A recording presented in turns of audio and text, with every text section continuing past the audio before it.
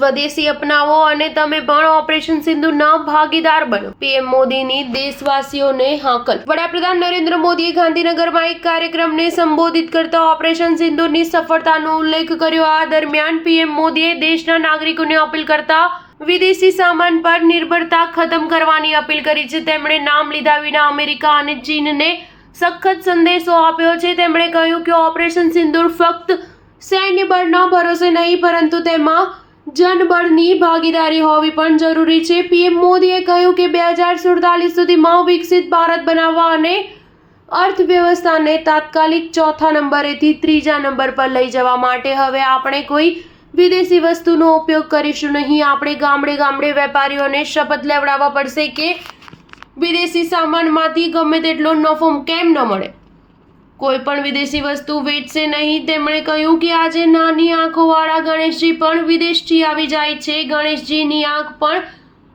ખુલ્લી નથી હોતી. હોળી પર રંગ અને પિચકારી પણ વિદેશથી આવી રહ્યા છે. પીએમ મોદીનો સીધો ઇશારો ચીન તરફ હતો, જેના ઉત્પાદનો તહેવારો પર ભારતીય બજારોમાં ધડાધડ વેચાય છે. દેશવાસીઓને અપીલ કરતા પીએમ મોદીએ કહ્યું કે ઓપરેશન સિંદૂર માટે દેશના નાગરિક હોવાને નાતે તમારે બધાએ એક કામ કરવાનું છે. ઘરોમાં જઈને યાદી બનાવો કે તમારા ઘરમાં સવારથી સાંજ સુધી કેટલી વિદેશી વસ્તુઓનો ઉપયોગ થાય છે. ઘરોમાં હેરપિન ટૂથપીક સુધી વિદેશી વસ્તુઓ ઘૂસી ગઈ છે. દેશને બચાવવાનો છે, બનાવવાનો છે, આગળ વધારવાનો છે. તો ઓપરેશન સિંદૂર ફક્ત સૈનિકોની જવાબદારી નથી. ઓપરેશન સિંદૂર 140 કરોડ નાગરિકોની પણ જવાબદારી છે. તેમણે કહ્યું કે તમારી પાસે જે વિદેશી સામાન છે તેને ફેંકી દેવા માટે હું કહી રહ્યો નથી, પરંતુ વોકલ ફોર લોકલ માટે તમે નવો વિદેશી સામાન નહીં ખરીદો.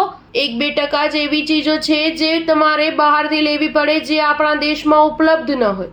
બાકીનો તમામ સામાન આજે હિન્દુસ્તાનમાં બની રહ્યો છે. આજે આપણે પોતાની બ્રાન્ડ મેડ ઇન ઇન્ડિયા પર ગર્વ હોવો જોઈએ.